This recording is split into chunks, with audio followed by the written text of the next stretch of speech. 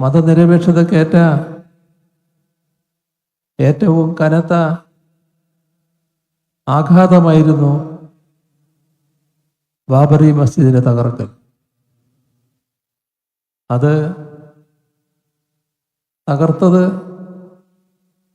സംഘപരിവാരുകാരാണ് ആണെങ്കിലും അങ്ങനെ തകർക്കുന്നതിന് ഒത്താശ ചെയ്തു കൊടുത്തതിൽ നിന്ന് കോൺഗ്രസിന് ഒഴിഞ്ഞു നിൽക്കാനാവില്ല. നിസ്സംഗതയിലൂടെ എല്ലാ ഒത്താശയും ചെയ്തു കൊടുത്തത് കോൺഗ്രസ്സാണ്. കോൺഗ്രസിൻ്റെ കേന്ദ്ര സർക്കാരാണ്. നെഹ്റുവിൻ്റെ രക്തം എപ്പോഴേ കോൺഗ്രസ്സുകാർ ഉപേക്ഷിച്ചു കഴിഞ്ഞു എന്നാണത് കാണിക്കുന്നത്.